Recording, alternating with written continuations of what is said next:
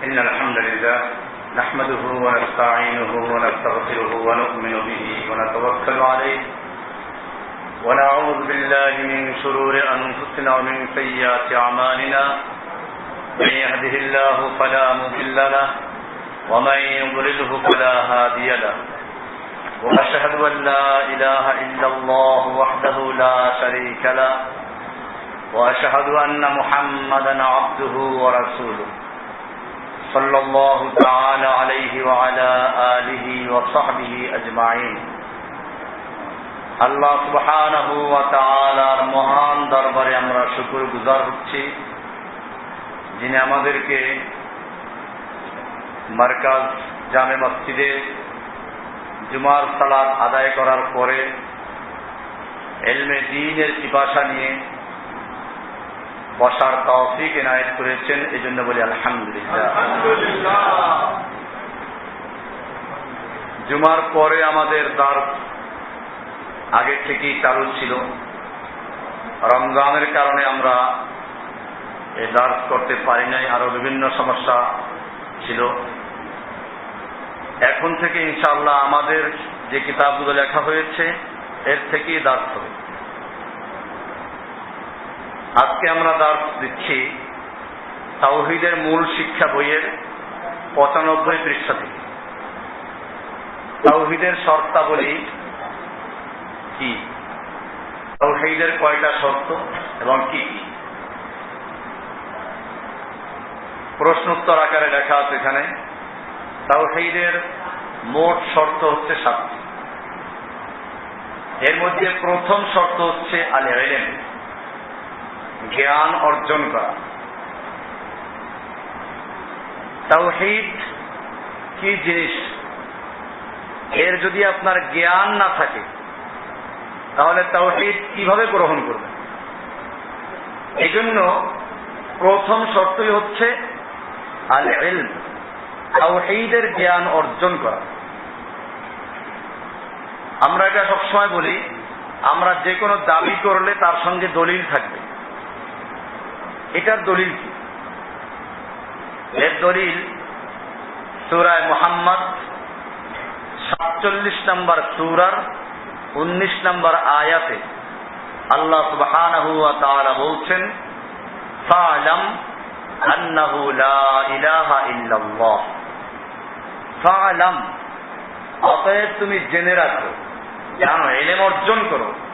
কিসের ইলম? লা ইলাহা ইল্লাল্লাহ, এটার ইলম অর্জন করতে বলা হয়েছে। বুঝে গেল তাওহীদের ইলম অর্জন করা তাওহীদের জন্য লা ইলাহা ইল্লাল্লাহর ইলম অর্জন করা শর্ত। কারণ বান্দা যার ইবাদত করবে, আনুগত্য করবে, তার সম্পর্কে না জানলে সে ইবাদত করবে কি করে?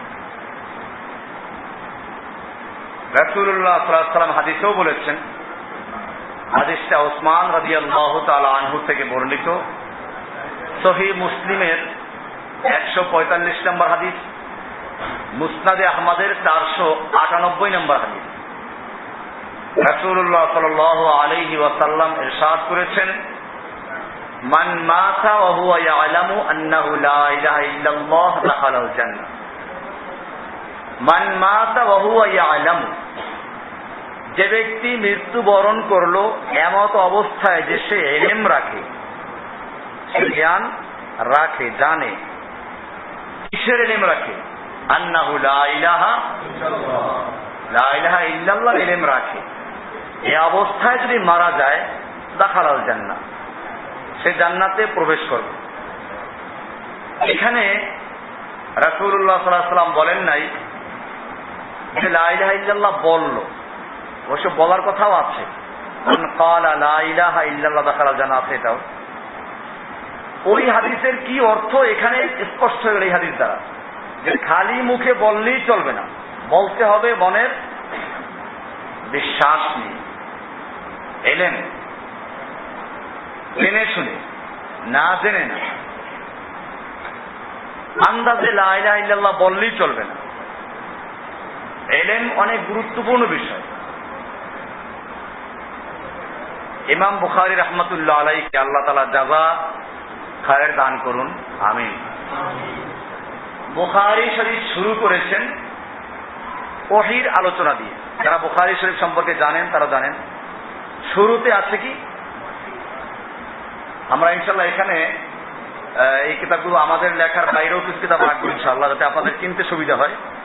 বুখারী, মুসলিম, হাদিসের কিতাব, তাফসীরের কিতাব থেকে ইবনে কাসির আছে, আর ইতিহাসের কিতাব সিরাত আল্লাহ নবীর সিরাতের কিতাব থেকে আর রাহিকুল মাখতুম গ্রহণযোগ্য কিতাব। এগুলো ইনশাআল্লাহ আমরা এখানেই রাখবো, আপনারা যে পেতে সুবিধা হয়, কারণ এগুলো পড়া দরকার আছে। আর যেসব বিষয়ে ভালো ভালো কিতাব আছে ওই বিষয়ে আমরা এখনই লেখা শুরু করছি না, কারণ এগুলো সময়ের ব্যাপার। আমার ইচ্ছা আছে তাফসীরের উপরে কিতাব লেখার জন্য। বাংলাদেশে প্রচলিত যে তাফসীর গুলো আছে, একটা তাফসীর এরকম নেই যে তাফসীর বাংলা করতে গিয়ে ভুল না করেছে। বেশিরভাগের মধ্যে এটাই আছে। হাদিসের ক্ষেত্রে একই অবস্থা, কতগুলো তো আছে মাশাআল্লাহ হাদিস বুখারীর ব্যাখ্যা করেছে না বুখারীকে ধ্বংস করেছে তা বুঝতে পারি না। যেখানেই মাযহাবের বিরুদ্ধে চলে গেছে ওখানেই ইমাম বুখারীকে তুলাধুনা করে। এই লোকগুলো বুখারীর ব্যাখ্যা করেছে না বুখারীকে ধ্বংস করেছে? এই দেশে বহু আছে এরকম। বুখারীর বঙ্গানুবাদ, বুখারীর ব্যাখ্যা বড় বড় লোকেরা করেছেন। যেখানেই তাদের মতের বিরুদ্ধে গেছে ওখানে কি করেছেন? যেমন মনে করুন বুখারী অনুবাদ যারা করেছেন, বুখারীতে সালাতের মধ্যে রাফুল ইয়াদাইনের হাদিস আছে, রুকুর আগেও হাত উঠাবার কথা আছে, রুকুর পরেও। এই হাদিসগুলো যখন আসলো একটা লোক হাদিসটা পড়ে বুঝবে যে হ্যাঁ এটা করতে হবে। ওই যে ব্যাখ্যাকার, ভাষ্যকার, উনি ভাষ্য ঢুকাইছেন ওখানে। ভাষ্য ঢুকাইলেন কি যে এই হাদিসটা মানসুখ হয়ে গেছে, রহিত হয়ে গেছে, বাতিল হয়ে গেছে। শেষ করে এই লোকটা বুখারীর ভাষ্যকার না বুখারীর সর্বনাশকার? কোন? বিনাশকার।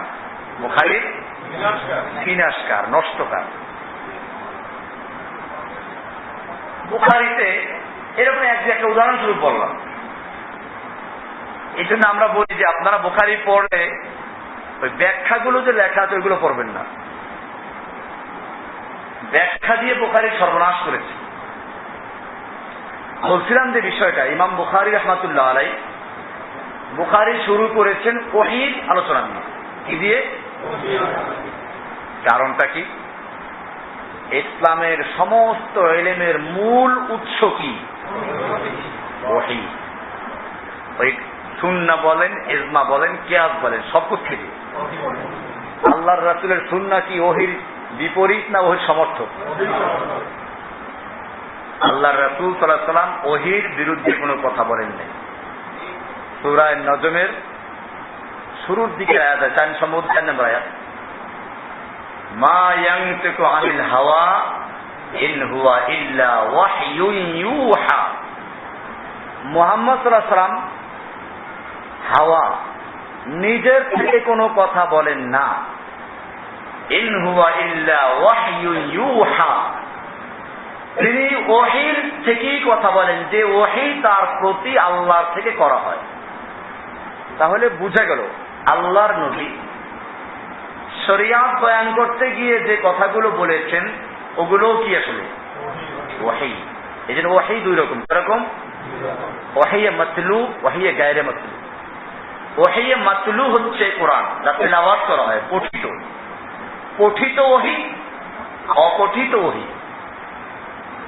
পঠিত ওহী বলতে বোঝায় কোরআনকে, আর অপঠিত ওহী বলতে বোঝায় কাকে?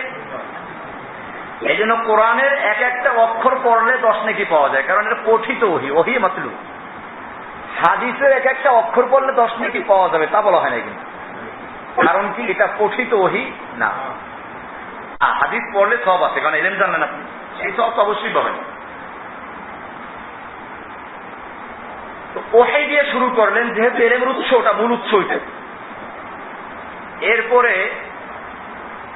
মানুষের ইবাদত, তাহারাত, পবিত্রতা, সালাত, যাকাত এগুলো আলোচনা করা উচিত ছিল, কিন্তু না, উনি কিতাব ওহীর পরে ঈমানের আলোচনা করেছেন, ওহী ভিত্তিক ঈমান হবে। এরপরে এনেছেন কিতাবুল ইলম, কি এনেছেন? ইলম। এরপরে শুরু করেছেন তাহারাত, উযু, গোসল, সালাত এইসব আলোচনা। বিষয়টা কি? বিষয়টা হচ্ছে এই, ঈমান পদ্মার এপারে আর শরীয়তের উযু গোসল পদ্মার ওপারে, মাঝখানে একটা ব্রিজ দরকার। সেই ব্রিজটা হলো ইলম। ব্রিজটা কি? ইলম। ঈমান আর আমল, ঈমান এবং কি? ঈমানবিহীন আমল চলবে না, আর আমলবিহীন ঈমানও চলবে না। এখন ঈমান আনলেন, আমল করবেন, ইলম ছাড়া করলে চলবে? আন্দাজে করলেন, পীর সাহেব বলছেন, বস করলেন, এটা পীরের মুরিদরা করতে পারে, মুমিনরা করবে না। পীরের মুরিদদের আমল করার জন্য দলিল লাগে না। পীর বলে দিল 6 লতিফার জিকির করো, জরব লাগাও, কলব মারো, ধাক্কা ধরে মারো, কলব পরিষ্কার হয়ে যাবে। ধাক্কা মেরে কলব পরিষ্কার করে, বুঝতে পারছেন কি করে? আল্লাহর নবীর সাহাবীরা জিকির করেন নাই? এরকম জরব লাগানো আর ধাক্কা মারার কোন হাদিস আছে? আল্লাহ নবীর সাহাবীরা জিকিরের খেলায় দৌড় দিয়াও পাইছি পাইছি, ওই দেখা যায় ওই আল্লাহ, লা ইলাহা ইল্লাল্লাহ। এরা বেশিরভাগ তো শ্রমিক, মজুর, অশিক্ষিত। আর শ্রমিক মজুররা কি করে? গাছ টানে, দেখবেন হেই আল্লাহ, হেই আল্লাহ বলেন না, হেই আল্লাহ দেয়। ওই দেখা যায় ওই আল্লাহ, লা ইলাহা ইল্লাল্লাহ।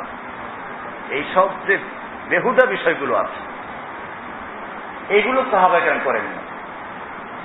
ওদের মাহফিল গুলোতে গিয়ে দেখবেন বাদরের মতো ঝুলে, ওই যে সামিয়ানা কোনায় ওই লাফ দিয়ে উঠে বাদর মতো ঝুলতে থাকে। আল্লাহর নবীর সাহাবীরা বান্দরামি করেছেন? এই বাদর ঝুলা ঝুলেছেন কোন জায়গায়?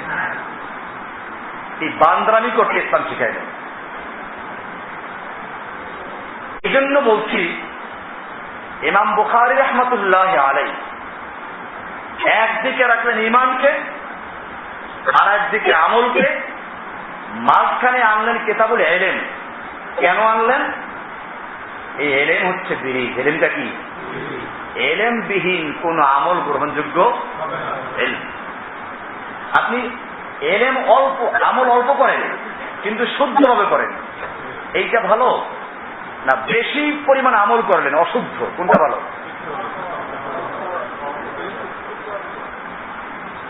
এটাই মনে রাখতে হবে। তাওহীদের প্রথম শর্ত হলো ইলম।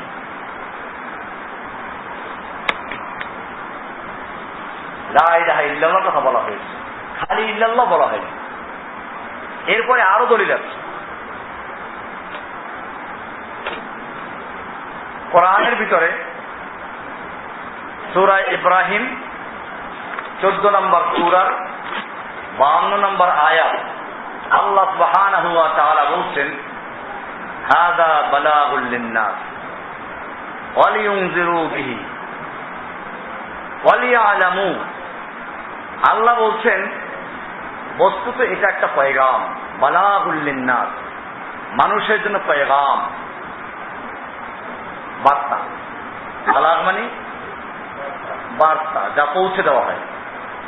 বালাগুল লিন-নাস, আল্লাহ বলছেন যে মূলত কোরআন হচ্ছে একটা বার্তা। কার বার্তা? বালাগুল লিন-নাস, মানুষের জন্য, বিশ্ব মানবতার জন্য এটা বার্তা।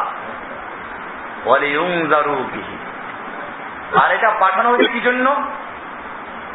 এর মাধ্যমে মানুষকে সাবধান করার জন্য, এই কোরআনের মাধ্যমে।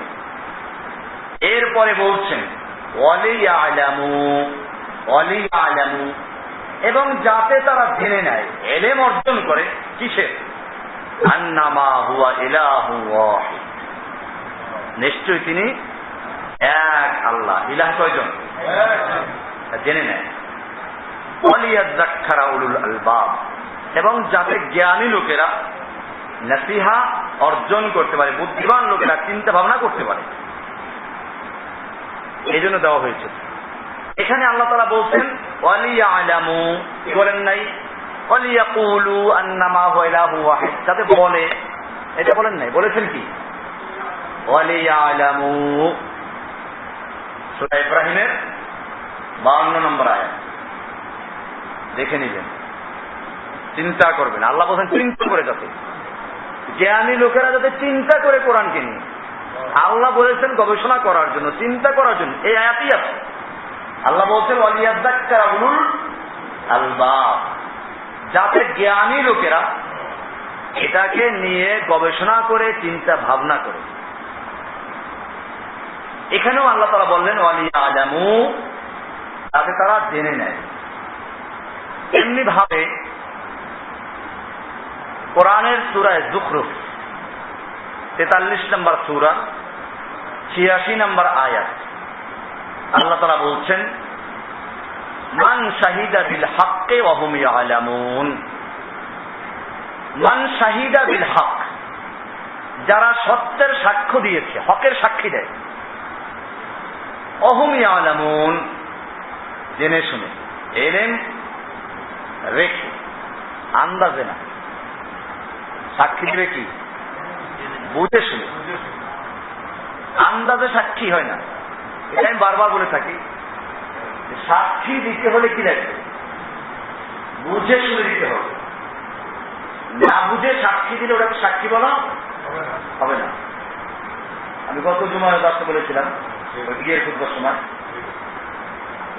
কোরআনে স্পষ্ট আছে এই সাক্ষী আল্লাহ বলছেন কোরআনের সবচেয়ে বড় সাক্ষী। আকবারু শাহাদা, বড় সবচেয়ে বড় সাক্ষ্য কোনটি? বড় সাক্ষ্য কোনটি? লা ইলাহা ইল্লাল্লাহ সাক্ষী বলা। যদি আপনাকে প্রশ্ন করা হয় কোরআনে এমন কোন সাক্ষী আছে যে সাক্ষী আল্লাহ নিজে দিয়েছেন, সমস্ত ফেরেশতারা দিয়েছেন, সমস্ত জ্ঞানী লোকেরা দিয়েছেন, সেই সাক্ষী কোনটা? শাহিদাল্লাহু আন্নাহু লা ইলাহা ইল্লা হুয়া ওয়াল মালায়েকাতু ওয়া উলুল ইলমি কায়িমান বিল কিসত লা ইলাহা ইল্লাহু। পরিষ্কার হয়ে গেল, এই সাক্ষী আল্লাহ নিজে দিয়েছেন, যে সাক্ষী সমস্ত মালায়েকা ফেরেশতারা দিয়েছেন, যে সাক্ষী সমস্ত জ্ঞানী লোকরা দিয়েছেন, সেই সাক্ষীটা কি? এটা বুঝে শুনতে হবে। এই কারণেই দেখেন সূরা আল মুনাফিকুন, আলোচনাগুলো সব এখানে দেওয়া আছে, আপনারা তাওহীদের মূল শিক্ষা বইয়ে 95 পৃষ্ঠা থেকে পড়বেন বিষয়গুলো, ওখান থেকে আলোচনা হচ্ছে। মুনাফিকরা, সূরা মুনাফিকুনের প্রথম আয়াত, আল্লাহর নবীর কাছে এসে বলতো আমরা সাক্ষ্য দিচ্ছি আপনি আল্লাহর রাসূল, আমরা সাক্ষ্য দিচ্ছি। ভালো কথা, কিন্তু আল্লাহ তাআলা কি বলছেন? ইযা জাআকাল মুনাফিকুন, হে নবী আপনার কাছে যখন মুনাফিকুনরা আসবে, ক্বালু নাশহাদু ইন্নাকা লারাসূলুল্লাহ, তারা বলবে আমরা সাক্ষ্য দিচ্ছি আপনি আল্লাহর রাসূল। তারা এই কথা বলবে। আল্লাহ তাআলা কি বলছেন শুনুন, আল্লাহ বলছেন আল্লাহু ইয়ালামু ইন্নাকা লারাসূলুহু, আল্লাহ জানেন নিশ্চয় আপনি আল্লাহর রাসূল। আল্লাহ সাক্ষী দিচ্ছেন আল্লাহু ইয়াশহাদু ইন্নাল মুনাফিকিনা লাকাযিবুন, নিশ্চয় মুনাফিকরা মিথ্যাবাদী। মুনাফিকরা সাক্ষী দিল আপনি আল্লাহর রাসূল, আর আল্লাহ বললেন মুনাফিকরা মিথ্যাবাদী। এটা কেমন কথা? আল্লাহর রাসূল কি আল্লাহর রাসূল না? আল্লাহ কেন বললেন যারা মিথ্যাবাদী? এটা খুব গভীরভাবে চিন্তা করে বুঝতে হবে বিষয়টা। এখানে না বুঝে সাক্ষী দিলে সাক্ষী বলা যায় না। কি বলা যায় না? এলেম, অন্তরের জ্ঞান, এটা ছাড়া সাক্ষী দিলে কি বলা যায় না? সাক্ষী বলা যায় না। ওরা যেহেতু বলছে আপনি আল্লাহর রাসূল, এই কথা সত্য, কিন্তু এটা মনের থেকে বলে নাই, এই জন্য এটাকে সাক্ষী বলা যায় না। তো সাক্ষী বলা যায় না, তারপরে ওরা বলছে কি দিচ্ছি, এইটা মিথ্যা বলছে ওরা। সাক্ষী দিচ্ছি এই কথাটা কি? আর ওই যে বললো আপনি আল্লাহর রসুল, এই কথা কিনা, এই কথা মিথ্যা না। মিথ্যা কোনটা? ওরা যে ওদের এই কথাটাকে শাহাদা, সাক্ষী বলে নাম দিল, এইটা কি বলছে ওরা? মিথ্যা বলেছে। এটা মনে রাখতে হবে। এই জন্য এখানে দেখেন আরবি গ্রামার যারা বোঝে তারা এটা খুব ভালো করে বুঝতো। আপনারাও পড়বেন, এখন আরবি শিখবেন আর করবেন।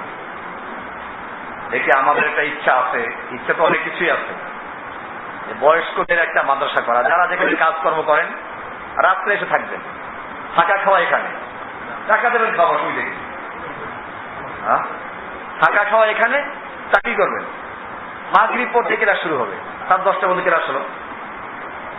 এইভাবে যদি আপনারা পড়াশোনার জন্য তৈরি হন, কিন্তু যারা ভর্তি হবেন বুঝে সে ভর্তি 3 দিন পরে পালাইবেন, তখন কিন্তু সব শাস্তি হবে। বুঝে শুনে আগে চিন্তা করবেন, সপ্তাহখানি চিন্তা করে তার ভর্তি হইবেন। এরকম যদি আমরা মোটামুটি দেখি যে হ্যাঁ একটা ক্লাস করার মতো ব্যবস্থা হয়ে গেছে, আমরা ইনশাআল্লাহ চালু করে দেব। তাতে সুবিধা কি, আপনারাও এই আরবি শিখতে পারবেন, কোরআন হাদিস বুঝতে পারবেন। আর যাদের সেরকম সুযোগ নাই তারা ছেলেদেরকে ভর্তি করাবেন। এলেম অর্জন করা জরুরি। এইটা বলতেছিলাম, যেখানে আরবি যারা জানে তারা বুঝবে। ওই কুফাররা এখানে সাক্ষী দিতে গিয়ে আরবি ভাষা অনুযায়ী তাকিদ বলে, মানে গুরুত্ব বোঝানো, 3টা গুরুত্বপূর্ণ শব্দ ব্যবহার করেছে। একটা হলো ক্বালু নাশহাদু ইন্নাকা, ইন্না, ইন্নাটা আরবি ভাষায় নিশ্চয়ই, নিশ্চিত করার জন্য, এটা একটা শব্দ। আর একটা শব্দ আছে লা রাসূলুল্লাহ, মানে রাসূলুল্লাহ যে লা, লা যদি টান হয় লা, তার অর্থ না। আর যে টান ছাড়া লা, তার অর্থ নিশ্চয়ই। অর্থ কি? ইসলামের মুরিদরা জিকির করে লা ইলাহা ইল্লাল্লাহ। কি জিকির করে? লা ইলাহা ইল্লাল্লাহ, মানে অবশ্যই আল্লাহ ছাড়া আর আল্লাহ আছে। কারণ লা টান দিলে অর্থ হয় না, লা ইলাহা, কোন ইলাহ নাই, লা নাই, ইলাহ মানে মাবুদ, কোন মাবুদ নাই, ইল্লা তবে আছেন কে? আল্লাহ। এখন এইখানে লা টান না দিয়া বলি কি লা ইলাহা ইল্লাল্লাহ, লা ইলাহা ইল্লাল্লাহ, লা ইলাহা বললে রাষ্ট্র, লা ইলাহার অর্থ কি? আর লা ইলাহা যদি বলে টান ছাড়া, তাহলে অবশ্যই আল্লাহ আছে, আল্লাহ ছাড়া। লা ইলাহা ইল্লাল্লাহ, অবশ্যই অবশ্যই আল্লাহ আছে, আল্লাহ ছাড়া। লা মানে কি? নিশ্চয়ই। আরে লা মানে না। আরে কি বুঝাচ্ছে বোঝেন নাই? এখন তো বোঝেন নাই, খুব খেয়াল করে শুনবেন। লা যদি টান থাকে, লা মানে জবর লা, এই লার অর্থ কি? না, নাই। আর যে লার সাথে আলিফ না থাকে, শুধু লাম জবর লা, তার অর্থ কি? অবশ্যই। বুঝে আসছে এটা? লা ইলাহা টান দিয়ে পড়তে হবে, টান ছাড়া বললে চলবে। লা ইলাহা ইল্লাল্লাহ, লা ইলাহা ইল্লাল্লাহ, ঠিক আছে না? লা ইলাহা ইল্লাল্লাহ, লা ইলাহা ইল্লাল্লাহ কি অর্থে? অবশ্যই আল্লাহ আছে, আল্লাহ ছাড়া। লা ইলাহা মানে অবশ্যই আল্লাহ আছে, ইল্লাল্লাহ মানে আল্লাহ ছাড়া, আল্লাহ ছাড়া অবশ্যই আল্লাহ আছে। কি বলো? এখানে দেখবেন যে ইন্নাকা লা রাসূলুল্লাহ, লা একটা লা টান ছাড়া, মানে অবশ্যই আপনার রাসূল, লা ব্যবহার করছেন। দুইটা হলো। 3 নাম্বার, আরবি যে বাক্যগুলো আছে, 2টা বাক্য মিলে, একটা হলো বাংলা যেমন উদ্দেশ্য বেঁধেও বলে যেরকম, একটা হলো মুবতাদা বলে, একটা বলে খবরকে বলে। 2টা যদি ইসমিয়া বলে, জুমলা ইসমিয়া, ইসমিয়া মানে হলো 2টাই কি আছে, বিশেষ্য জাতীয়, এরকম যদি হয় তো ওইটাকে বলে জুমলা ইসমিয়া। আরবি গ্রামার অনুযায়ী ইন্নাকাও জুমলা ইসমিয়া, লা রাসূলুল্লাহ ইসমিয়া। তার মানে এটা আর একটা তাকিদ। কয়টা হলো? 3টে হচ্ছে। একটা হচ্ছে ইন্না, ইন্না শব্দটা, আর একটা লাম, লামে তাকিদ, লা রাসূলুল্লাহ। আর একটা হলো 2টাই জুমলায় ইসমিয়া। তিনটা হলো। ওরা তিনটা তাকিদ দিয়ে বুঝাইল কি যে আপনি অবশ্যই আল্লাহর রাসূল, আর আল্লাহ ওদের উত্তর দিতে গিয়ে ওই তিনটাই তাকিদ ব্যবহার করেছে। আল্লাহু ইয়াশহাদু, আল্লাহ সাক্ষী দিচ্ছেন, ইন্নাল মুনাফিকিনা লাকাযিবুন, নিশ্চয় মুনাফিকরা অবশ্যই মিথ্যাবাদী। নিশ্চয় মুনাফিকরা অবশ্যই মিথ্যাবাদী। কয়টা হলো? সামনে দেখেন, এখানেও ইন্নাল মুনাফিকিনা লাকাযিবুন, ইন্না আছে শুরু, নিশ্চয়ই। এরপরে আছে আল মুনাফিকিনা জুমলা ইসমিয়া, আর লাকাযিবুনটাও এসেন, এই হিসেবে জুমলা ইসমিয়া। মুবতাদা এবং খবর দুটোই যদি এসএম হয় তো জুমলা ইসমিয়া হয়ে যায়। এটা একটা তাকিদ। আর ওই যে কাযিবুনের শুরুতে কি আছে? লাকাযিবুন। কি আছে? লাকাযিবুন। এখানে লাম টান দিবেন না, খবরদার, টান দিলে অর্থ উল্টে যাবে। লাকাযিবুন, অবশ্যই মিথ্যাবাদী। লামে তাকিদ আসছে এখানে। কয়টা আসছে এখানে? তিনটা। ওরা তিনটা তাকিদ দিয়ে বলল, আমরা অবশ্যই সাক্ষী দিচ্ছি নিশ্চয়ই আপনি আল্লাহর রাসূল। আর আল্লাহ বললেন, আল্লাহ সাক্ষী দিচ্ছেন নিশ্চয়ই ওরা মিথ্যাবাদী। কেন মিথ্যাবাদী? তাদের কথাটা মিথ্যা না। মিথ্যা কোন জায়গায়?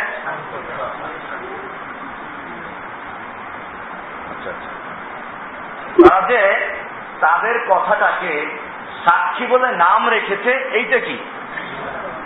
এইটা মিথ্যা। বিষয়টা ক্লিয়ার হলো?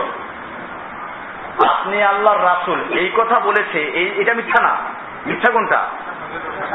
এই কথাটাকে তারা শাহাদা বলে নাম রেখেছে, এটা কি?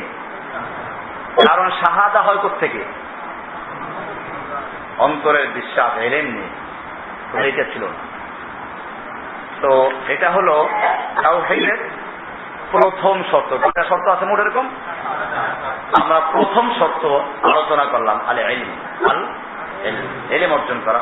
কিসের ইলম? তাওহীদের ইলম। আল্লাহ সুবহানাহু ওয়া তাআলা আমাদের সকলকে তাওহীদের ইলম অর্জন করার তৌফিক দান করুন। প্রশ্ন আছে কার কার? আগে হাত উঠাবেন। আচ্ছা, আপনার দাঁড়াই যান, ঝামেলা হয়ে যায়, সামনে চলে আসেন। যে কজন হাত তুলেছেন সামনে চলে আসেন,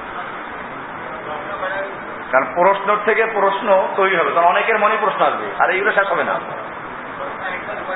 একজনে একটা। আপনার কাছে ইম্পর্টেন্ট যেটা সবচেয়ে গুরুত্বপূর্ণ ওইটা করবেন না, চিন্তা করা যাবে না।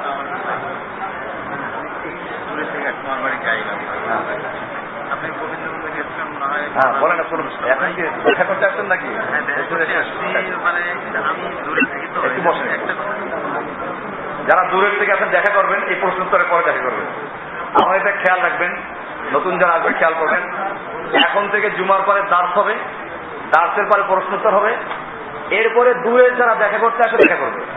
ওই সময় আপনারা কাছেরা ভিড় করবেন না, কারণ অনেকে অনেক দূর থেকে আসে, গোবিন্দপুর থেকে আসে, সিলেট থেকে আসে, সেই আপনার কিসের থেকে, চট্টগ্রাম থেকে আসে, খুলনার থেকে, যশোর থেকে আসে। তো এরা দেখা করতে আসে বছরে একবার। আপনারা তো সবসময় আসছেন, ওনাদের সুযোগ দিবেন। আপনার ইচ্ছে হলে বাসায় এখন দেখা করতে পারেন। তো এই জন্য এই প্রশ্ন উত্তরের পরে আপনারা চলে যাবেন, ওনারা দেখা করবেন ইনশাআল্লাহ।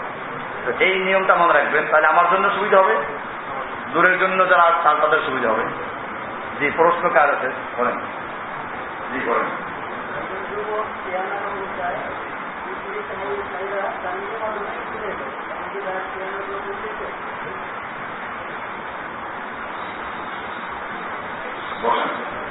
সিয়াম অবস্থায় যদি কোনো ব্যক্তি স্ত্রী সহবাস করে, তাহলে সেক্ষেত্রে কাফারা দিতে হবে। অর্থাৎ সিয়াম তো ভাঙবেই, কখন ভাঙবে?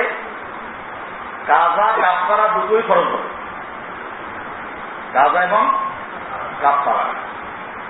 যে স্ত্রী সহবাস করে, আর স্ত্রী সহবাস না করে, উনি যেটা প্রশ্ন করেছেন, স্ত্রীর সাথে যেটা করা হয়, অর্থাৎ কাম ভাব মেটানো হয়েছে, যে কোনো মনে হোক, যদি কি হয় বীর্যপাত ঘটায়, তার সিয়াম ভেঙে যাবে, কাজা করতে হবে, এতে কাফারা আসবে না, সিয়াম ভেঙে যাবে, বীর্যপাত ঘটায়, সেটা যে কোনো উপায় হোক। আর যদি স্বপ্নে দোষ হয়, দিনের বেলায় সিয়াম অবস্থায় ঘুমাইল, স্বপ্ন দোষ হয়ে গেল, বীর্যপাত ঘটলো, এটা সিয়াম ভাঙবে না। স্বপ্নে দোষে যদি বীর্যপাত ঘটে সিয়াম ভাঙবে না। স্ত্রী সহবাস করে যদি সিয়াম অবস্থায় বীর্যপাত ঘটায় সিয়াম ভাঙবে, কাজাও হবে, কাফারাও হবে। আর যদি এমনি বীর্যপাত ঘটায় কিন্তু স্ত্রী সহবাস করে না, তাহলে এটা দ্বারা কাজা হবে, সিয়াম ভাঙবে, কাজা করতে হবে, কাফারা হবে না। কিন্তু আমার সবে মাত্রাটা আছে, দেখে নেবেন। জি, আরেকজন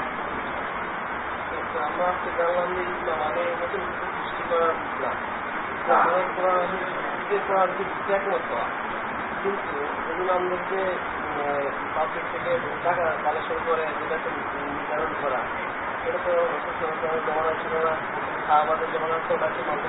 আচ্ছা, একটা বিষয় হচ্ছে যে ইজমা মানে হচ্ছে, এতক্ষণ আলোচনা হয়েছে তোমার আগে, যে কোরআন সুন্নাহ যে মাসআলাগুলো বর্ণিত আছে, এই মাসআলাগুলো দুই রকম। এরকম কিছু মাসআলা এরকম যেগুলো সমস্ত উম্মার কাছে একমত হয়ে গ্রহণ করেছে, এগুলো ইজমা। আর যেগুলো ইখতিলাফ হয়েছে ওগুলো মুখতালাফি, একমত বিরোধপূর্ণ মাসআলা। এটা আলোচনা আগে পরিষ্কার হয়ে গেছে। একবার প্রশ্ন করলেন, তাহলে এই যে বর্তমান মসজিদের ইমামদেরকে এই বেতন দেওয়া হয়, এরকম ভাবে মুয়াজ্জিনকে বেতন দেওয়া হয়, এগুলো তো কোরআন হাদিসে নাই, ইজমার দ্বারা করা হয়েছে। আমার আলোচনাতেও আছে, দেখার মধ্যে বোধহয় আছে কোনো জায়গায়, সম্ভবত মরণ আগে পরে বই, মরণ একেবারে এই বইটার মধ্যে দেওয়া আছে। ওই যে কোরআন খতম করার বিনা পয়সা নেওয়া, এটা হারাম, ওই মাসটা দেখতে গিয়ে এটা বোধহয় ক্লিয়ার করা হয়েছে ওখানে। এটা ওখানে উত্তর দেওয়া আছে, কিন্তু এর প্রশ্ন হচ্ছে এটা ইজমা দ্বারা কি করে জায়েজ করা হয়? হ্যাঁ, ভালো কথা, এটা ইজমা দ্বারা জায়েজ করা হয় না, এটাও কোরআন সুন্নাহে আছে।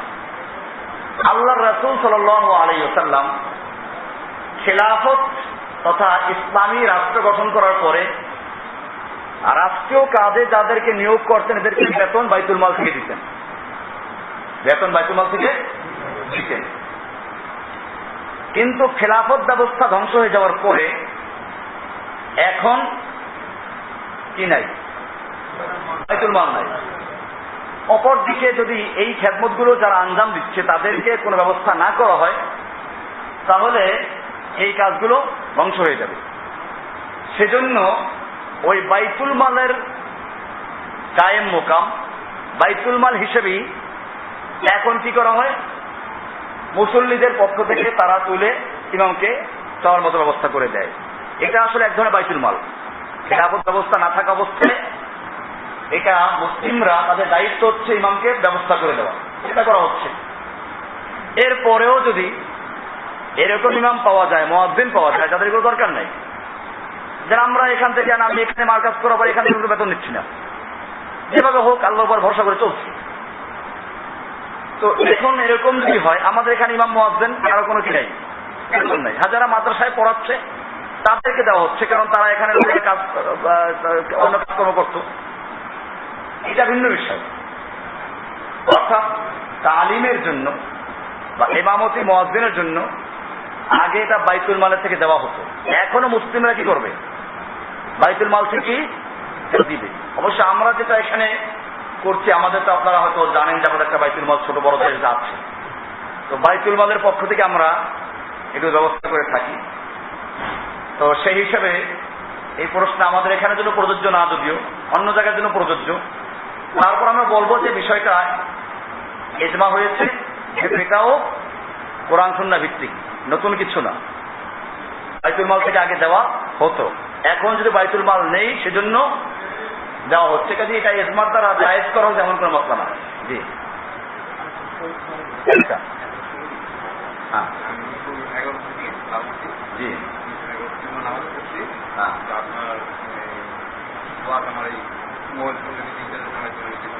আচ্ছা, জি বলেন। এখানে আছে আপনার কমপক্ষে 16,000 কিতাব সাবমিট করে যেখানে যা আছে এখানে সংক্ষিপ্ত আকারে একটা ওই ওয়ার্ডের ভিতরে দেখবেন বলছেন যে মাসিকের কত নম্বর পৃষ্ঠা লেখা আছে, এর কাছে নবীন হওয়া খরচ, এই কথা 6 জন বলেন।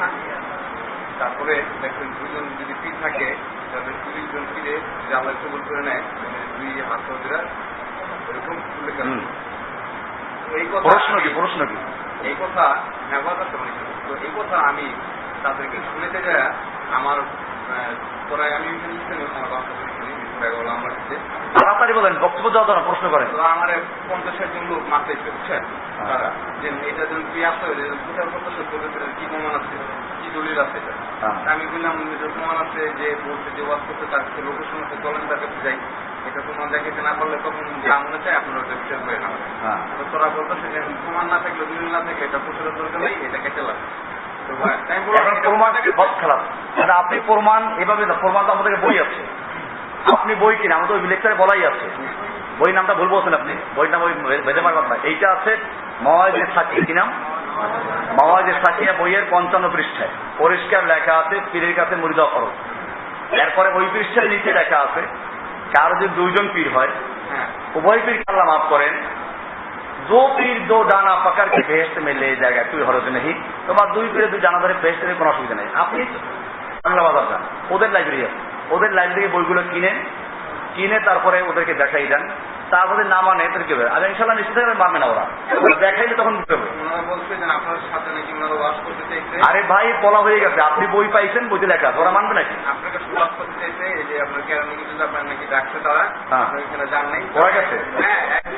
আরে ভাই এইগুলো এইখানে ওরা দেখতে, ওখানে সেইখানে 134 তারিখ করা ছিল, আপনি জানেন না তো, খামার খাবার বুঝে দিতে পারবে। এখানে 134 তারিখ করা ছিল, সেইখানে ওরাও দেখবেন, আমরা পাই নাই। ওরা ওখান থেকে 10 মাইল দূরে ওদের একটা মাদ্রাসা আছে, সেইখানে গিয়ে ওরা একটা মিছিল করছে, মিটিং করছে, তো সেখানে 75 তারিখ ছিল নাকি? এইগুলো বললে তো আপনি বিষয় করবেন না, আপনি বলতে বস, আপনি যাচাই করবেন। ঠিক আছে, আপনি এখন যেটা করবেন সেটা হচ্ছে আপনি ওদের বইগুলো কিনে নিজে পড়ে আগে বুঝেন, তারপর ওদেরকে ধরেন, এরপরও দেখবেন যে আপনি দেখাইলেও তখন আবার তারা দাবি করবে। এখন আপনারা ওদেরকে অধিকার নেন, দেখানো যায় তাহলে তোমরা তবা করবে কিনা, যে বই যদি দেখাইতে পারি তবা করবে কিনা। আপনি বাসায় চলেন, বাসায় দেখে দেবেন বই, আমার বাসায় বইগুলো লেখা আছে, বাসায় চলেন দেখে যান আগে, তারপরে আপনি বই কিনে তারপর ওদেরকে দেখান। এরপরে দেখানোর পরও তারা মানবে না, তখন আবার আরেকটা ঘুরে, কারণ এদের মাথার মধ্যে পীর মুরিদ এমন ভাবে ঢুকছে, পীর ছাড়া আল্লাহকে পাওয়া যাবে না, পীরের কথা মানা ফরজ, পীর ধরা ফরজ, ওদের বইতে লেখা আছে। তো যাই হোক, এটা আপনি যদি আমাদের কথার উপরে আপনার প্রশ্ন থাকে আমার বই দেখে গেছে। এরপরে আপনার জন্য যেটা বলবো সেটা হচ্ছে আপনি নিজের বইগুলো কিনেন, একটা ওদের লাইব্রেরি কিনবেন, আগে ওদের একজনকে নিয়ে যাবেন, ওদের প্রকাশনা আছে, আলে সাক পাবলিকেশন, মুজাহিদ প্রকাশনী, বাংলা বাজার ইসলামী টাওয়ার আছে, ওখানে ওদের লাইব্রেরি আলাদা। যে কোনো লোককে জিজ্ঞেস করে চরমনায় লাইব্রেরি কোনটা, ওখানে সব বই পাওয়া যায়, খালি 1-2 না। মরহুম পীরের 27 খান বই পাই না। আচ্ছা, আমাকে খোঁজা দরকার নাই, ওনাদের বই আমি যা বলি ওনাদের বইতে আছে কিনা, থাকলে শেষ। এটা এইখানে যারা আছে প্রায় সবার কাছে এই বইগুলো আছে। আচ্ছা, বই আছে, দেখাই দেবেন, ঠিক আছে ইনশাল্লাহ, আপনার বই দেখে নেবেন ইনশাল্লাহ। জি, আপনাকে হাত তুলছিলেন আগে, বলেন। এই কবরের উত্তর আমি কয়দিন দেবো, ডেলি এই প্রশ্ন আসে। হ্যাঁ, আপনি কি আজকে আসেন আগে আসছেন? আচ্ছা, বলেন।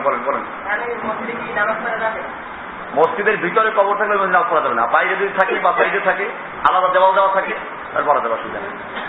বলেন, এগুলো বিস্তারিত উত্তর দেওয়া আছে, আপনার জানেন ওখান থেকে।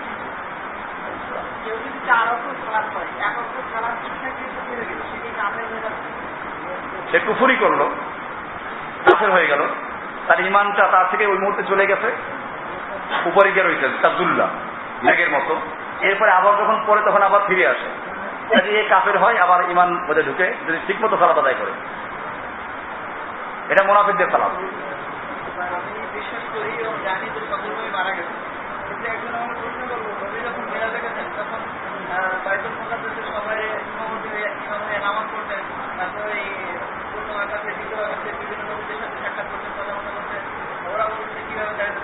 আচ্ছা, নবীরা মৃত্যু না জীবিত, এটা দিনকে আমি সঠিক পথ বইতে আসছে, নবী মৃত্যু, সব নবীরাই মৃত্যুবরণ করেছেন। এরপরে একটা জিনিস খেয়াল রাখতে, আমাদের কথা এটাও বলা আছে শহীদরা জীবিত, নবীরা জীবিত, তার অর্থ কি? হায়াতুহুম কাইফা হায়াতিনা, আমরা যেরকম জীবিত এইরকম জীবিত না, ভিন্ন জগতের জীবিত।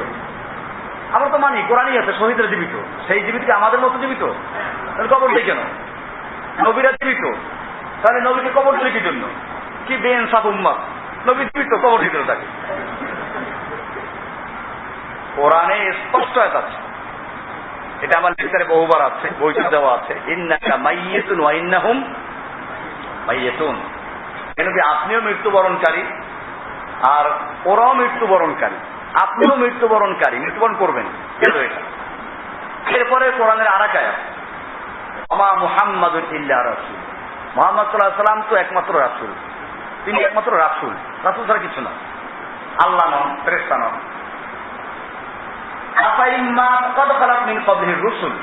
ইতিপূর্বে যত রসুল দুনিয়াতে আগমন করেছেন সবই মৃত্যুবরণ করেছেন। আপাইম্মাতা, মুহাম্মদ সাল্লাল্লাহু আলাইহি ওয়াসাল্লাম যদি মৃত্যুবরণ করেন, আও কুতিলা, অথবা তিনি যুদ্ধে নিহত হন, ইনকালাবতুম আলা আকাবিকুম, তোমরা কি পিছনে ফিরে যাবে? এখানে পরিষ্কার। এরপরে আসুন, আল্লাহর নবী যখন মৃত্যু হয়ে গেলেন, আবু বকর সিদ্দিক কি খুতবা দিয়েছিলেন? বুখারীতে হাদিসটা আছে, আমাদের বইতেও দেওয়া আছে। এই বইগুলো পড়বেন আপনারা, এই বইগুলো লেখা হয়েছে আপনাদের জন্য, যাতে করে আপনারা দালিল ভিত্তিক মুখস্থ করে তারপর লড়তে পারেন। এই সমাজে সবই আন্দাজে করে। আমি এটা গত সময় বলেছিলাম যে পীরের মুরিদরাও পীর যা বলে তাই মানে, আর যাচাই করে না, আর আপনারা আমি যা বলি তাই মানলেন, যাচাই করলেন না, তাহলে পার্থক্য হলো কেন?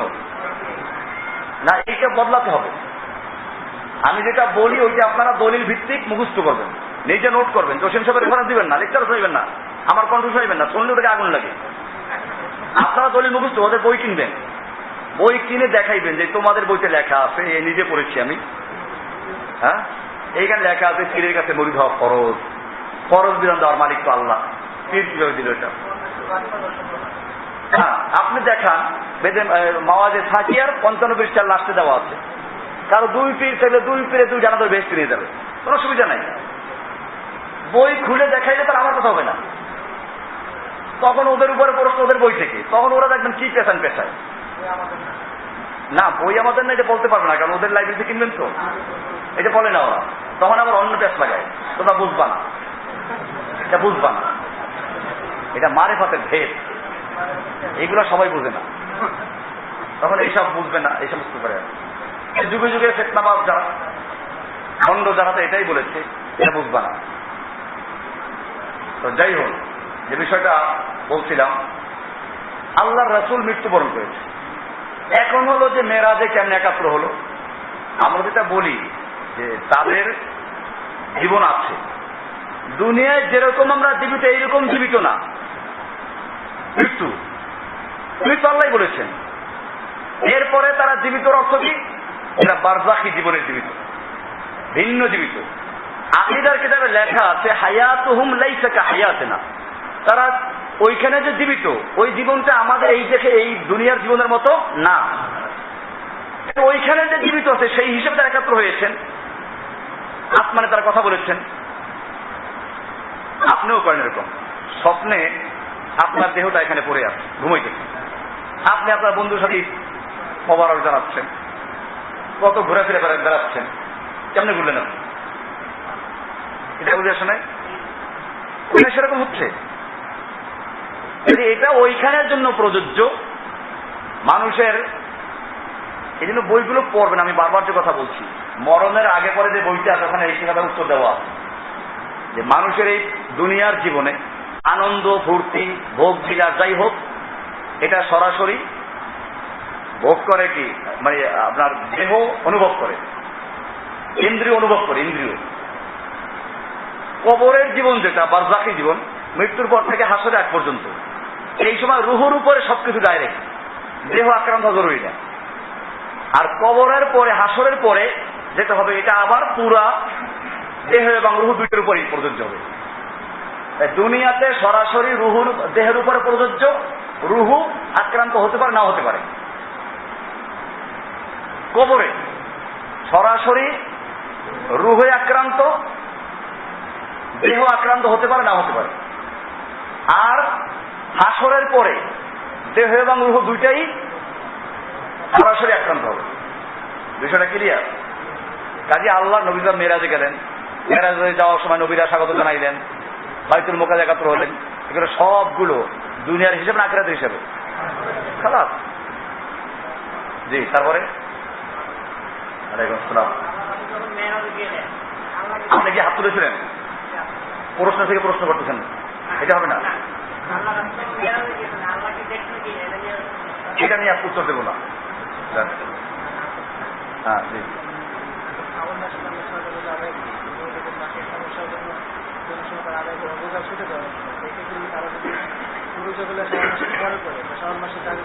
সওয়ালের 6 রোজা সওয়াল মাসে রাখা জরুরি।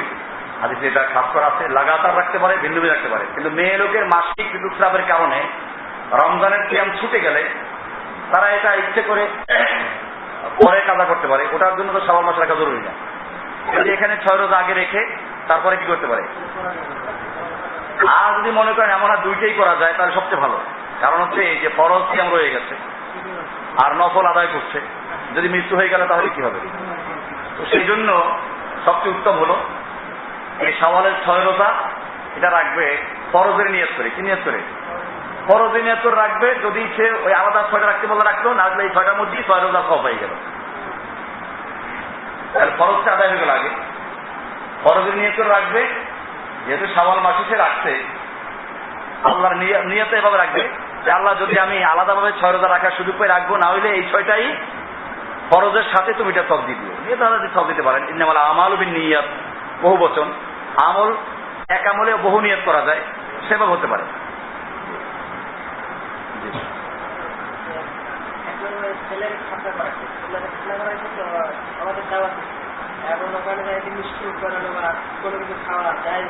আপনার জন্য দাওয়াত দেওয়ার, অনুষ্ঠান করার, এটা একটা বেদাত। বেদাতি অনুষ্ঠানে যাওয়া জরুরি না, বরং এটা বর্জন করা সুন্নাহ। বেদাতি দাওয়াতে যাওয়ার সুন্নাহ না, বরং কি করা? বর্জন করা সুন্নাহ। যে খাতনার জন্য এরকম কোন অনুষ্ঠান, এরকম ভিত্তি নেই। জি, আমাদের ডাবল দেওয়া হয়। হ্যাঁ, ডাবল এখন দেওয়া হয় সুপারভাইজার। হ্যাঁ, আপনি যা আছে আছে আল্লাহ রসুল ওসমানের দিকে শুরু হবে না। ওসমান খোলাফার সাথে একদম তো, ওসমান খোলাফার সাথে একদম, এটা জানেন তো। আর আল্লাহ রসুল বলছেন আলাইকুম বিসুন্নতি ওয়া সুন্নতিল খুলাফায়ে রাশিদিন, আমার সুন্নাহ এবং খোলাফায়ে রাশিদার সুন্নাহকে তোমরা ধারণ করবে।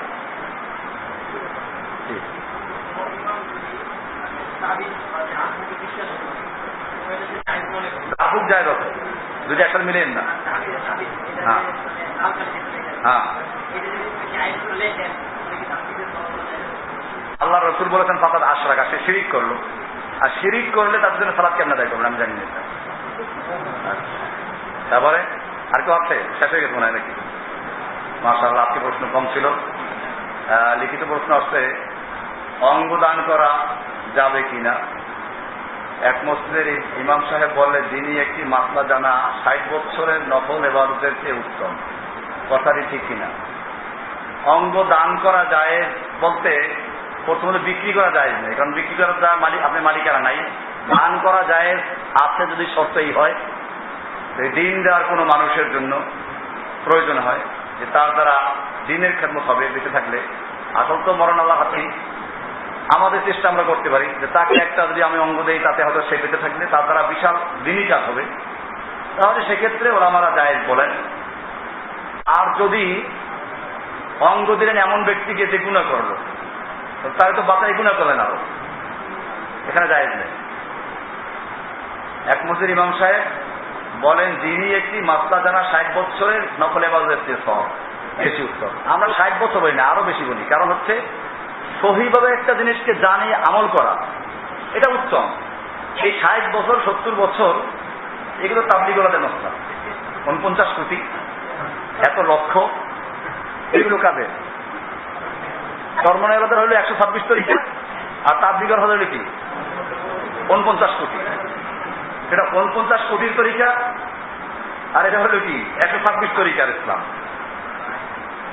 আর সহিহ হাদিসে কিছু জায়গায় আছে এরকম নির্ধারণ করা এত সব আছে, যেগুলো সহিহ হাদিসে আছে সেগুলো আমরা বলবো। আর সহিহ হাদিসে যেগুলো নাই সেগুলো আমরা বলবো। আমরা যখন বলি আল্লাহর আকার আছে, অজানা আকার, আল্লাহর চোখ আছে, নাক আছে, আল্লাহর চোখ আছে, আয়ুন কোরআনে আছে, আল্লাহর হাত আছে, ইয়াদুন শব্দ কোরআনে আছে, এটা পিছনে মানে না। আবার পীরদের বই দেখবেন, চরমায় পীরের বই দেখবেন, দেখা আছে এক পাগলায় আল্লাহ তোমার পাইলে চুল আসলাই দিতাম। আল্লাহর চুল কোরআন হাদিসে আছে কোথাও? যেটা নাই সেটা প্রমাণ করতে পারে, আর যেটা আছে এটা মানে না। এটা উল্টো পাল্টা করবি। আল্লাহর চোখ আছে, আমরা বলি আল্লাহর চোখ আছে, কোরআনে জানলাম, মানলাম, পদ্ধতি জানি না, কেমন চোখ আমরা জানি না। আল্লাহর আকার আছে, অজানা আকার। কি আকার? অজানা, আমরা জানি না আল্লাহর আকার কেমন। ওরা বলেন আল্লাহ নিরাকার, আল্লাহর আকার নাই, নিরাকার। এই নিরাকার বলে কি করতে লাগাই? নিরাকার তখন আল্লাহ তো, আল্লাহ তার সবকিছু মিশে আছে। মিশ্র কিরকম? এখানে দুইটা মতবাদ আছে, একটা ইবনে আরাবির মতবাদ, একটা হলো মনসুর হাল্লাজের মতবাদ। মনসুর হাল্লাজ বলে চিনি আর পানি দুইটা ভিন্ন জিনিস, দুইটা কি মিলাইলে পরে একাকার হয়ে যায়। মিলাইলে পরে কি হয়ে যায়? আল্লাহর ওলিরা আল্লাহর সঙ্গে এরকম একাকার হয়ে যায়। তার মানে আগে ভিন্ন ছিল, পরে কি হয়ে যায়? এটার নাম হুলুল। এটার নাম কি? হুলুল, অবতার, হিন্দুরা যেটা বলে। সুফিদের শাইখে আকবর, বড় শাইখ, বড় পীর, কেডা? আরে আব্দুল কাদের জিলানীকে ওরা এই দেশে মানুষ বলে, ওদের কিতাবে শাইখ আকবর আর একজন। মানে আব্দুল কাদের জিলানী হলো এক শাইখ আকবর, ওদের কিতাবি ইলমি লাইনে আর এক শাইখ আকবর আছে, সেটা হলো মহিউদ্দিন ইবনে আরাবি। কি নাম? মহিউদ্দিন ইবনে আরাবি। এটা ওদের আলেমরা জানে, এটা পাবলিকে জানে না। এই মহিউদ্দিন ইবনে আরাবি হলো আরেক দাজ্জাল। সে হলো বলল যে আল্লাহ এবং বান্দা কোন সময়ই ভিন্ন ছিল না, এক আগের থেকে একাকার। মানে চিনি আর পানি না, আগের থেকে সাগরের লবণ পানি। সাগরের লবণ পানি কি আগে চিনি আর লবণ আর পানি আলাদা ছিল না একসাথে আছে? একরকমই আছে। মনসুর হাল্লার আকীদা হলো আল্লাহ আর বান্দা ভিন্ন ভিন্ন, চিনি আর পানি, পরে আল্লাহর কাছে যাইতে যেতে একাত্র হয়ে গেছে। এটা মনসুর হাল্লার আকীদা, হুলুল। চরমনায় পীর বলেন এই দেশে যতটুকু সবাই একই আকীদা, কারণ এর মধ্যে বইতে আকীদা আছে, প্রত্যেকটা বইতে আছে। মনসুর হাল্লাদের ওয়াজ না হইলে কি হয় না এদের ইয়ে না। আমার এই বইতে এই বইতে রেফারেন্স দেওয়া আছে, এই যে তাওহীদের মূল শিক্ষা হয় এর মধ্যে একজন লেখা আছে, ওদের রেফারেন্স বই দেওয়া আছে। ইবনে আরাবি বলল যে না, আল্লাহর বান্দা কখনো ভিন্ন ছিলই না, শুরু থেকেই একাকার। এইটার নাম ওয়াহদাতুল ওজুদ। কি নাম? ওয়াহদাতুল ওজুদ, এক অস্তিত্ব, ভিন্ন কোন অস্তিত্ব নাই, সর্ব ঈশ্বর, সবকিছুই ঈশ্বর। আমরা বলি সবকিছু ঈশ্বরের, আল্লাহ, আর ওরা বলে সবকিছুই ঈশ্বর। বিষয়টা ক্লিয়ার হলো? হিন্দুরা এটাই বলে, হিন্দুরা বলে সবকিছুর মধ্যে ভগবান মিশে আছে। ওই জন্যই তো সুফিদের বই আছে তাজকিরাতুর রশিদ। কি নাম? চরমনাই পীরের পীর কিরা? উজানির কারি ইব্রাহিম। উজানির কারি ইব্রাহিমের পীর কিরা জানেন? আর রশিদ আহমদ গঙ্গুহি। এই রশিদ আহমদ গঙ্গুহি ওনার বাড়ি আমি গেছি, দেওবন্দের পড়াশোনা করেছি। গঙ্গুহি হিসেবে ওই ওয়াজ সংকলন একটা বই আছে তাজকিরাতুর রশিদ। কি নাম? ওইখানে লেখা আছে, ও সময় তো পীর ছিল, কি জানি হাতে নামটা যেন, ওনের অনেকগুলো মুরিদ ছিল রেন্ডি। রান্ডি মানে হচ্ছে বেশ্যা। তো পীর সাহেব বেশ্যা পাড়ায় গেছে। পীর সাহেবরা তো এসকো করে, বলেন না? এসকো না করলে এদের কি হয় না। তো ওইখানে গেছে, বেশ্যাপাড়ায় পীর গেছে। চিন্তা করতে পারেন, আপনি বেশ্যাপাড়ায় হাঁটতে পারবেন? লজ্জা লাগবে না? বেশ্যাপাড়ায় বাদ দেন, আমরা তো যেসব জায়গায় এই যে গান বাজনার ক্যাসেট বিক্রি করে দোকানে, ওই সব জায়গায় যে হাঁটতে আমাদের লজ্জা লাগে। আর পীর বেশ্যাপাড়ায় চলে গেছে। তো বেশ্যাপাড়ায় গেলে আবার সব ওনার বেশ্যা মুরিদরা সব এসে গেছে। ওর মধ্যে একটা বেশ্যা ছিল খুব সুন্দরী, সেই বেশ্যা আসে নাই, বেশ্যা আসে নাই। পীরের তো নজর সুন্দরীর দিকে, কালাগুলোর দিকে নজর পড়ে না। পীর বলতেছে ও ফলানি কেউ নিয়ে আই, অমুক বেশ্যা আসলো না কেন? তো ওরা বললো যে হাম বহুত সমঝায় উনকো আনে কে লিয়ে ও নেই আই, তাকে আমরা বহু চেষ্টা করেছি আনার জন্য, সে আসে নাই। সে বললো মাই সিয়াহ রো, আমার এই চেহারা কালো, মানে কালো বলতে খারাপ কাজ করি, কিভাবে পীর সাহেবের সামনে যাবো? তো পীর সাহেব বললো যে না, উনকো বলাও। তো 5-7টা চলে গেছে, গিয়ে তার ধরে নিয়ে আসে। তো পীর সাহেব বললো তুমি আসো নাই কেন? দেখো আমি খারাপ কাজ করি, আমার লজ্জা লাগে আপনার সামনে আসতে, আমি তো গুনাহগার মানুষ, পাপী মানুষ। পীর বলল কি শরম কি আবাদ, এতে লজ্জার কি আছে? চিন্তা করছেন? এরপরে মারাত্মক কথা, করনে ওয়ালি और कराने वाली कौन है? তো ওই হ্যায়। দোষের কি আছে? যে করায় আর যে করে তুই একজনই। চিন্তা করছেন একজনই কেমনে হইল? মানে ওদের বিশ্বাস হলো এই যে যে করায় আল্লাহ, আর যে করে ওর মধ্যেও তো আল্লাহ, ওই আল্লাহ আল্লাহ। এই কথা বলার পরে দেখেন ওই বেশ্যা হইলো হয়তো আল্লাহ মাফ করতে পারে, কারণ বেশ্যা এগুলো গুনাহ মনে করছে। এরপরে ওই বেশ্যা বললো কি এটা বলছে, ওখানে বইতে লেখা আছে, বলছে কিনা জানি না, বইতে লেখা আছে। এরপরে বললো ऐसे पीर के मुंह पर मैं पेशाब करने के लिए भी तैयार नहीं हूं। এইবারে সে চলে গেল। এইরকম পীরের মুখে আমি পেশাব করতেও রাখি না। তার মানে ওর ঠিক লাগছে, এই যে করানেওয়ালি তো ওই হয় আল্লাহ। পীরদের আকিদা ওই বেশ্যার আকিদার চেয়েও খারাপ। বইয়ের নাম কি বললাম? তাজকিরাতুর রশিদ, রশিদ আহমদ গঙ্গুহির ওয়াজ সংকলন। ওনার এক ছাত্র লিখেছে। যেমন চরমনাই পীরদের ওয়াজ সংকলন আছে, ফজলুল করিম মারা গেছেন, ওনার ওয়াজের সংকলন হল মাওয়াইজ কারিমিয়া।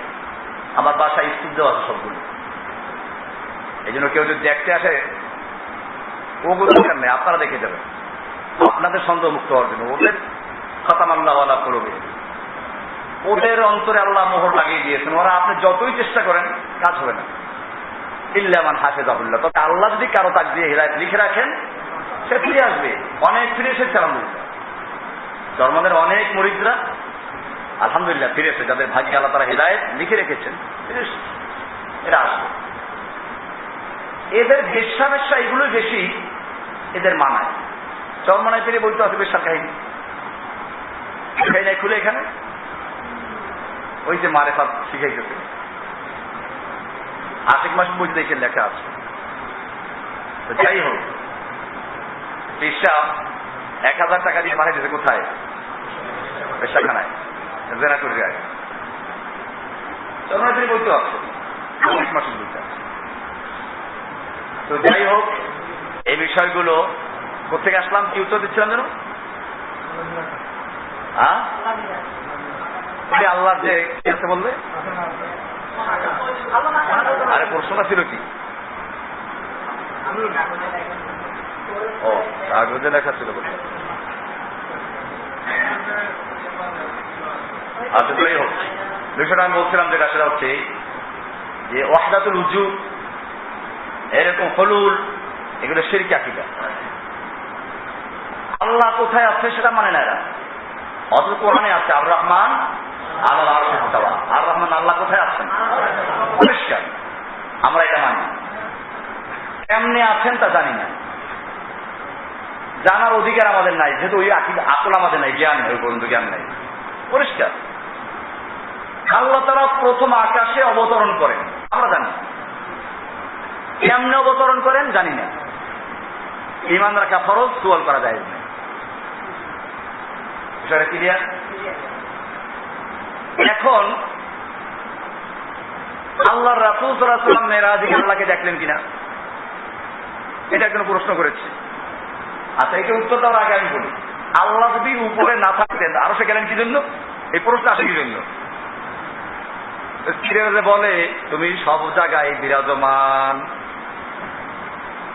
নিরাকার, সর্বত্র বিরাজমান, সবকিছু তুমি মিশিয়ে আছে। তো সবকিছুর মধ্যে মিশিয়ে আছে, নবী মেরাজে গেলেন কোথায়? কারে খেলতে গেলেন? চিন্তা করছেন কোন সময়? এত একের পর এক আসমান ভেদ করে কোথায় চলে গেছেন? চলে গেলেন সিদরাতুল মুনতাহা পর্যন্ত সৈয়াদিস পাওয়া যায়, এরপরে সৈয়াদিস পাওয়া যায় না। আরো কোন গেছেন না, কোথায় গেছেন? তার কোন দলিল নেই। কোন পর্যন্ত আছে? আপনার হাদিসগুলো পড়বেন, কেবল ওই খ্রিস্টানের মুরিদদের মতো আন্দাজ বলবেন না। সিদরাতুল মুনতাহা পর্যন্ত কি পাওয়া যায়? দলিল পাওয়া যায়। এরপরে কি নেই আর? এরপরে যেগুলো কিছু ইসরায়েলি রেওয়াজ আছে, রফরা বসলো, সেখান থেকে আরো সে চলে গেল, আরো সে পায়া আসবে। আমারও এক বয়ানে আছে, কারণ বয়ান আপনার একটু সাহায্য করি নাই। আর আমি তো সবসময় এটা বলি যে নিজের দুর্বলতা যেটা, সেটা হচ্ছে যে আমরা আগে পড়াশোনা করেছি, বয়ানও করেছি, আর তখন আমাদের জনপ্রিয়তা ছিল অনেক বেশি। কারণ তখন কি করতাম? আন্দাজে ওয়াজ করতাম, তখন দলিল লাগতো না। আর দলিল না থাকলে মজাদার ওয়াজ করা যায়। দলিল না থাকলে কি করা যায়? মজাদার ওয়াজ করা যায়, বানানো কাহিনী বলা যায়, পাবলিক শুনতে মজা পায়। আমি যখন মেরাজের বয়ান করতাম, মানুষ তো আপনারা দেখেন না ওই যুগটা, মেরাজের বয়ান শোনার জন্য আমার ওই রাত্রে হাজার হাজার লোক চলে আসতো। কিন্তু রস দিয়ে বয়ান করতাম, আরো সে চলে গেছেন, আরসটা কেমন তার বয়ান দিতাম, প্রত্যেক আত্মাদের বয়ান কেমন তা দেওয়া হতো। যাই হোক, আল্লাহ তাআলাকে আল্লাহ রসুল মেরাজে দেখেছেন কিনা এর কোন সহি দলিল নেই। মুসলিম হিসেবে দলিল আছে, বলা আছে নূরুন আন্না আরাহু, আল্লাহ হচ্ছে নূর, আমি কি করে দেখব? নূরুন আন্না আরাহু, আল্লাহ হচ্ছে নূর, আমি কি করে দেখব? খালাস, এর বেশি কিছু আমাদের জানা নাই। তো যে বিষয়গুলো আমি বলছিলাম সেটা হচ্ছে যে আকীদার ক্ষেত্রে আমাদের মনে রাখতে হবে যে পরিমাণ যতটুকু কোরআন হাদিসে পাওয়া যায় আমরা অতটুকু ওইভাবে বিশ্বাস করব, বাড়াবো না, কমাবো না। এটাই মুসলিমের কাজ। আকীদা সামিয়ে নেওয়া তা না, শুনলাম মানলাম, যতটুকু জানলাম সামিয়ে নেওয়া তা না, যতটুকু জানলাম না আল্লাহ ভালো লাগে, আল্লাহ আলাম, আল্লাহ ভালো জানেন। মুমিনদের কথা এটা। আল্লাহ সুবহানাহু ওয়া তাআলা আমাদেরকে বিষয়গুলোকে বুঝার এবং আমল করার পথে জানতে দাও। আচ্ছা।